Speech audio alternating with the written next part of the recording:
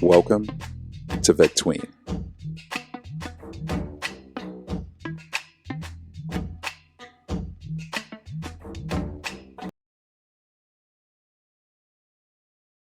This episode is brought to you by Kitcaster. Kitcaster books you on top podcasts. How do funded startup founders attract prospects and talent? Podcast interviews. How do entrepreneurs with exits find new deals? Podcast interviews. How do C-suite execs differentiate in crowded markets? Podcast interviews. Kitcaster books you on top podcasts. Click the link in the show notes for a special offer. Celebrate good conversation.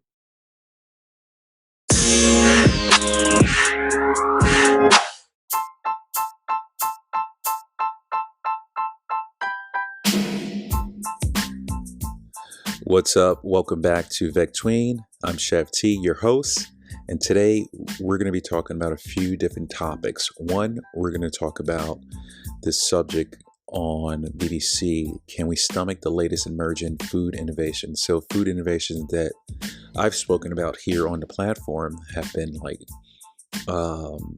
lab meat, eventually, we're actually kind of in this sort of world where we can actually order some places like lab meat versus, an animal protein or something like that. So we're going to get into that a little bit, talking about how scientists can actually source particular cells to actually harvest muscle cells. Excuse me. How scientists can actually start by harvesting muscle cells from an animal. Nutrients are steadily then added to feed those cells and grow the meat into tissue. This stew is called the cell media, which is then cultivated. Pretty interesting stuff. Then we're going to talk about the importance of water, why hydration is extremely important, guys.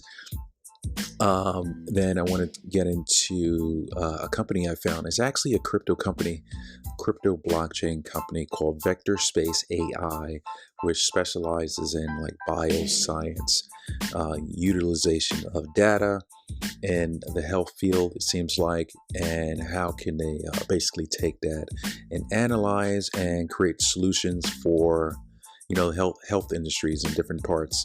I'm pretty sure they're probably focusing on other industries as well, but I know definitely the health industry is one of them that they're focusing on, which is really cool. So I'm actually pretty excited about Vectorspace AI, especially because, guys, I'm finishing studying. Not finishing studying, but I'm continually studying biotechnology. So I'm hopefully by next year I'll be done with my studies, and I'll get my degree in that, which would be pretty dope. So anything in the bioscience, biochem, biotech space, I'm so fascinated with. I'm also fascinated with blockchain and cryptocurrency as well, if you haven't got that by now with some of my other podcasts. Anyhow, or if you're on my Twitter feed, you'll definitely know I am. Let's get into it, guys. So over here on BBC, they're talking about these scientists that are harvesting muscle cells from animals, and nutrients are steadily then being added to feed those cells and create this particular meat, which is crazy. So a San Francisco-based startup, Eat, just is now selling its lab-grown chicken. Can you believe that? Chicken nuggets in Singapore, a move that's part of the country's long-term security strategy, so it can be less dependent on its neighbors for food imports. So what are the barriers to many other countries doing the same? The real driver for all of this is getting regulatory approval. So some countries have more appetite for this particular way of lab growing meat technology, where analysts expect producers of different companies, regulators, approval, which they need in the next few years as they continue to grow in the sector. But regulation isn't the only hurdle to scaling up and expanding the cultured meat business. Bringing down ingredients will bringing down ingredients costs will be extremely crucial. Most producers are still working with pharmaceutical grade ingredients and nutrients, but if those could be lowered to normal food quality grades instead, then costs would come down significantly. So one part of the standard recipe involves growing cells in a spiral bath of fetal bovine serum, FBS, taking from pregnant cows' blood, but Dutch scientists have now successfully replaced it and other animals' components in its process. So it's really interesting. So for ethical reasons, as well as for the simple reason FBS is very expensive and we could never produce meat at large scale for a broadly accessible price, we've succeeded in developing, they've succeeded, I'm just reading this, in developing our own entirely animal components. Free Growth Media company spokesperson for Mosa says, still, farming meat in the lab is slow, energy-intensive process, and optimizing this will also mean making the series of heating and cooling steps involved much more energy efficient. Although Jessica Almy, Vice President of Policy at the Good Food Institute, says some producers are not that far off. They also talk about cultivation meat by 2030. So I think in the next 8 years, because we're heading into 2022, 8, 9, 10 brings us to 2030, we're gonna see a massive change, a massive technological change in our food industry and the financial world, and a lot of things are just gonna be, there's a lot of friction that they're trying to, I guess, mitigate and just kind of make it better in some way with the whole climate change and energy and all that stuff. Several glowing reports suggest that lab-grown meat may bring big environmental benefits. Lower emissions plus less land and water usage than conventional farming. However, a more recent U.S. study on expanding in vitro production warns those benefits could come at the expense of much more intensive energy use as the whole process moves away from agricultural and becomes industrialized. Pretty interesting stuff. Listen to this, guys. There's something called Print a Burger. I don't know if you've heard of this, but I found this really interesting. So basically a handful of firms are now working on a 3D printer or 3D printers that could construct this dinner while you wait by printing thousands of pre-programmed thin layers stacked on top of each other. The ink used is your food in paste format. Think about that. Printers that can design bespoke pancakes, ice cream, and confectionery are already popular in some high-end supermarkets. So, however, Miss Almy says companies are now testing the water with much more sophisticated versions. 3D bioprinting can print cells and materials together to create a more complex structured product, like a marble beefsteak. Would you eat a marble beefsteak? I don't know. Like from a 3D printer. Would you do that? That sounds really interesting. Extrusion technologies, which have been used in the food industry for years, think hot dogs and pasta, are also being applied successfully in cultivating meat productions. Barcelona firm Novameat has come up with one of the most realistic alternative meat products so far, thanks in part of its founder using like bioengineering and tissue regeneration. It uses micro extrusion tech to And so it uses micro extrusion tech to intricately It uses micro extrusion tech to intricately print plant-based proteins in layers that build up into a large cut of meat, strong enough and with the right texture to be sliced with a carving knife, like a Sunday roast. Wow. So, working with a facility of biomedical engineering at the Technion Israel Institute of Technology, Israel-based firm Aleph Farms also created the world's first lab-grown ribeye steak in this particular way, using a 3D printer in February. So alternatively, 3D printing can be used to create scaffolds from plant-based materials that allow cells to attach and grow into the final meat-based product. And if all this wasn't exciting enough, some printers then zap the results with lasers that will sizzle the food until it is cooked. I mean, this is crazy. They get into nanotechnology, or the science of maneuvering teeny tiny things around, is more commonly talked about in the manufacture of chips for phones than fries. However, it also has many potential applications in the food sector using minuscule nanomaterials. It is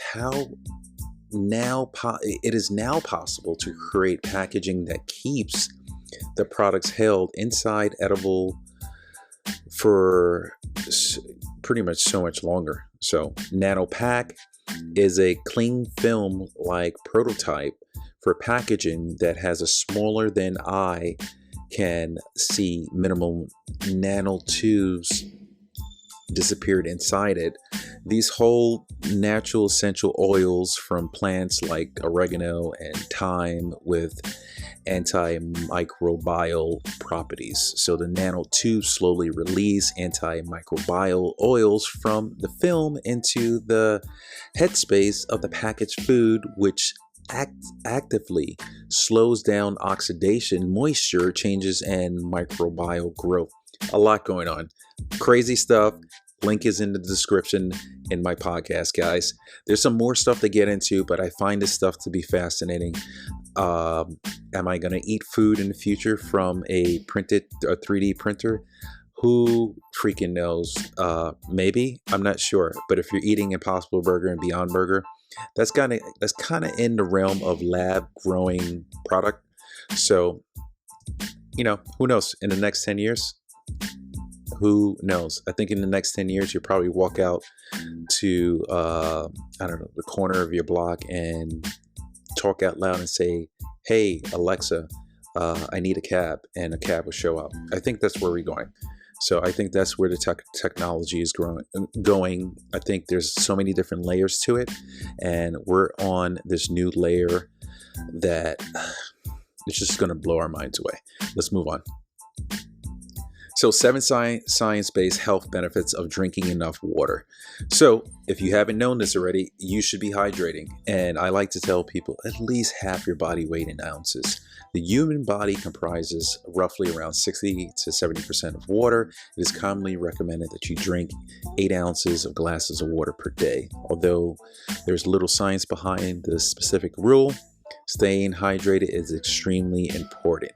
I think if you go below 4% of the water that's circulating in your body, I think you can put yourself into dehydration. And if you're in dehydration for a very long time, that's not good. We're not going to get into it. You get the point. So number one, guys, you want to maximize what water does is, for number one, it helps maximize physical performance. So if you don't stay hydrated, your physical performance can suffer. This is particularly important during intense exercise or high heat. Dehydration can have a noticeable effect if you lose as little as 2%. They say 2%, but I've also read 4% of the body's water content. However, it isn't uncommon for athletes to lose as up to 6 to 10% of their water weight via sweat. This can lead to altered body temperature control, reduced motivation, increased fatigue.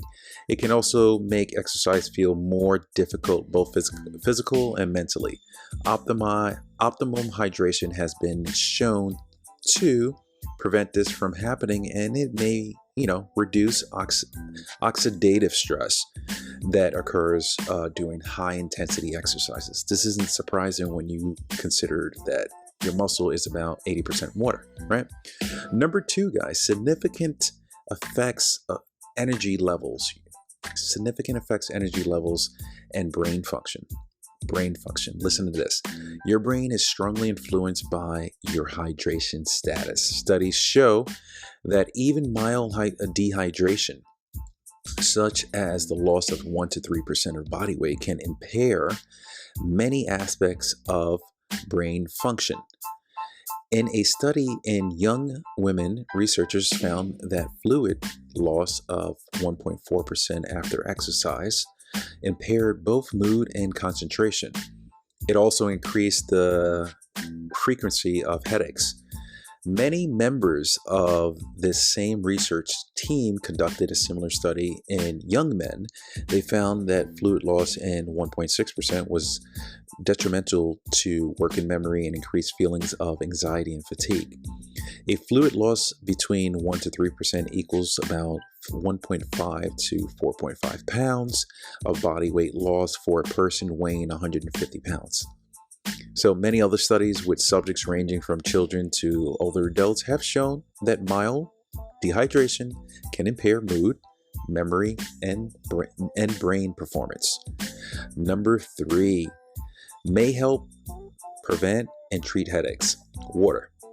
So dehydration can trigger headaches and migraine in some individuals. Research also have shown that a headache is one of the most common symptoms of dehydration. For example, a study of 393 people found that 40% of the participants experience a headache as a result of dehydration. What's more, some studies have shown that drinking water can help relieve headaches in those who experience frequent headaches. A study of 102 men found that drinking an additional 50.7 ounces, 1.5 liters of water per day resulted in significant improvements on the migraine specific quality of life scale, a scoring system for migraine systems. Plus, 47% of the male who drank more water reported headache improvement, while only 25% of the men in the control group reported this effect. However, not all studies agree. Researchers have concluded that because of the lack of high quality studies, more research is needed to confirm how increasing hydration may help improve headache system and decrease headache frequency. I can tell you this, I know when I'm dehydrated, I definitely do get a headache, and I feel like a pressure in the frontal part of my head. And once I start to increase my hydration, within, the hour span or 30 minutes or so, I start to feel so much better, for sure. So there has to be something to it, right? Number four, may help relieve constipation. That's a fact. Constipation is a common problem that characterized by infrequent bowel movements and difficult passing stool. Increasing fluid intake is often recommended as a part of the treatment protocol, and there is some evidence to back this up. Low water consumption appears to be a risk factor for constipation in both younger and older individuals. Increasing hydration, guys, may help decrease constipation. It's that simple. Mineral water may be a particular beneficial beverage for those with constipation. Studies have shown that mineral water that's rich in magnesium and sodium improves bowel movement frequently and consistently in people with constipation. Number 5, may help treat kidney stones. So urinary stones are painful clumps and mineral crystals that form in the urinary system. The most common form is kidney stones. Pretty much, I think we all know that, which is a form of which form in the kidneys. There's limited evidence that water intake can help prevent reoccurrence in people who have previous gotten kidney stones. Higher fluid intake increases the volume of urine passing through the kidneys. This dilutes the concentration of minerals, so there's less likely they're less likely to crystallize and form clumps. So water may help prevent the initial formation of stones, but studies are required to confirm this. Number 6, helps prevent hangovers. Water will help prevent your hangover. A hangover refers to unpleasant symptoms experienced after drinking alcohol. Alcohol is a diuretic, which is why when you drink alcohol, you find yourself peeing a lot. So it makes you lose more water than you take in.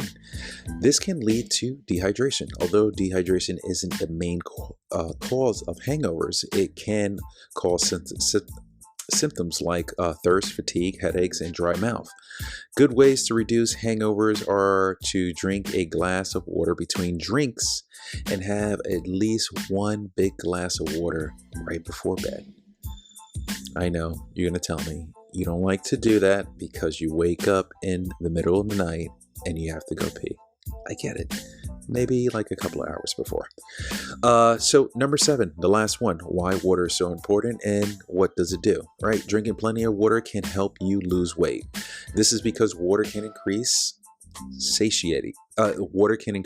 your satiation and boost your metabolic rate. Some evidence suggests that increasing water intake can promote weight loss by slightly increasing your metabolism, which can increase the number of calories you burn on a daily basis. So back in 2013, a study in 50 young women with overweight demonstrated that drinking an additional 16.9 ounces, 500 milliliters of water 3 times per day before meals for 8 weeks led to significant reduction in body weight and body fat compared to with their pre-study measurements. So the timing is important too. Drinking water half an hour before meals is more effective. It can make you feel more full, satiated, so that you eat fewer calories. Ding, you got it.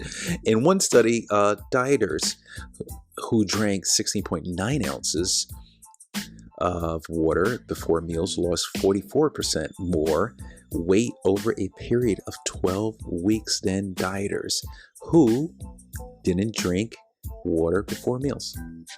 Pretty interesting stuff. The bottom line, guys, stay hydrated.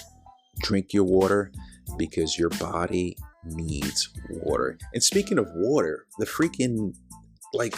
water is freaking amazing.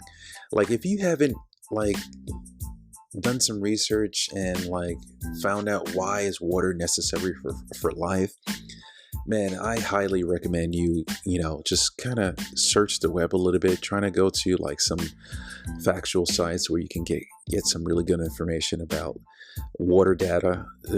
Like I said, water makes up 60 to 75% of the human body weight, a loss of 4%. This is found on a Harvard study of total body weight leads to dehydration, and a loss of 15% can be extremely fatal, guys. So what's interesting is you can actually survive without food pretty much for an entire month. 3 days without water, you can't. It's crazy. So what is water made of? So water is simply made of hydrogen and oxygen. You have two small hydrogens, and you have one freaking large oxygen. So when the hydrogen binds to the oxygen, it creates a symmetrical molecule with a positive charge to basically one side and a negative charge on the other side. This particular charge differential is called polarity, and dictates how water interacts with other molecules. It's pretty interesting. So as a polar molecule, water interacts best with other polar molecules such as itself. This is because of the phenomenon wherein opposite charges attract one another, because each individual water molecule has both a negative portion and a positive portion. Each side is attracted to molecule of the opposite charge. This attraction allows the water to form pretty strong connections called bonds with other polar molecules around it, including other water molecules. In this particular case, the positive hydrogen of one water molecule, it will bond with the negative oxygen of the adjacent molecule, whose own hydrogen are attracted to the next oxygen, and so on. So importantly, this bonding makes water molecules sticks together in a property called cohesion. The cohesion of water molecules helps plants take up water at the roots. Cohesion also contributes to water's high boiling point, which helps animals regulate body temperature. So furthermore, most biological molecules have some electrical asymmetry. They too are polar, and water molecules can form bonds with and surround it, both their positive and negative regions. So in the act of surrounding the polar molecules of another substance, water wriggles its way into all the nooks and crannies between the molecules, effectively breaking it apart or dissolving it. This is what happens when you put sugar crystals in water. Both water and sugar are polar, allowing individuals' water molecules to surround individuals' sugar molecules, breaking apart the sugar and dissolving it. Similar to polarity, some molecules are made of ions or oppositely charged particles. Water breaks apart these ionic molecules as well by interacting with both the positively and negatively charged particles. This is what happens when you put sprinkle a little salt in water, because salt is composed of sodium and chloride ions. Water extensive capability to dissolve a variety of molecules has earned it the destination of the universal solvent, and it is this ability that makes water such an invaluable life-sustaining force. On a biological level, water's role as a solvent helps cells transport and use substance like oxygen or nutrients, which is so awesome. Water-based solutions like blood help carry molecules, right, to the necessary locations.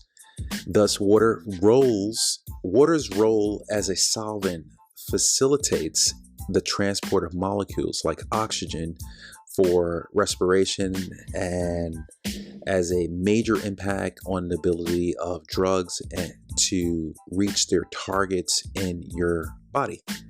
So pretty dope stuff, guys. I'm going to leave this link. There's some really great stuff in here they get into about water. Some of the stuff I read already, as you heard. But water also impacts some of the fundamentals components of everyday cells, like your DNA and your proteins.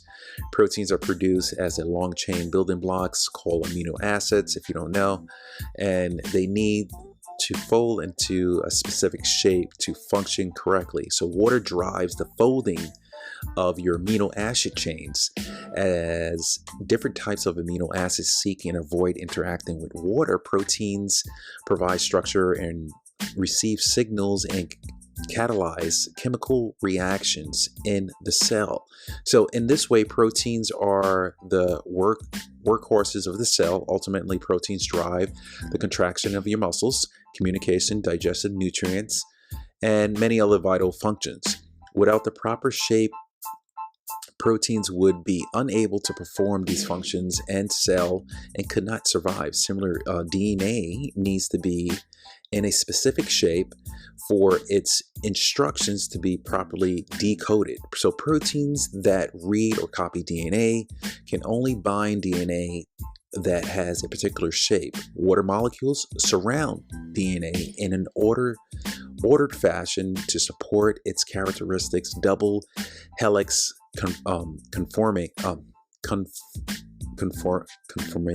conformation. Geez, I don't know why I got stuck on that.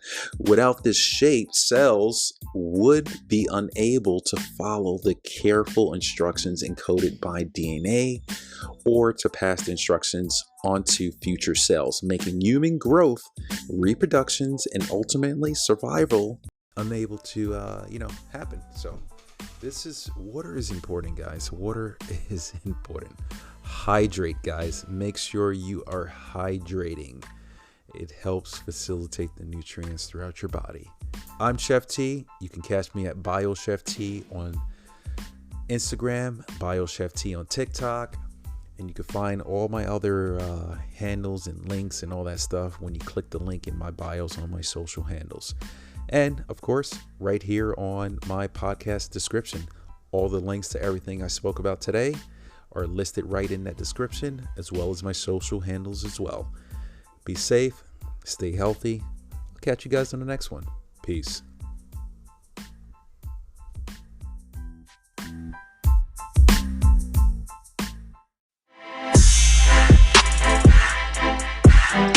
This podcast is brought to you by BitIRA, my affiliate partner. BitIRA leads the industry in helping consumers diversify their retirement accounts with cryptocurrency investments.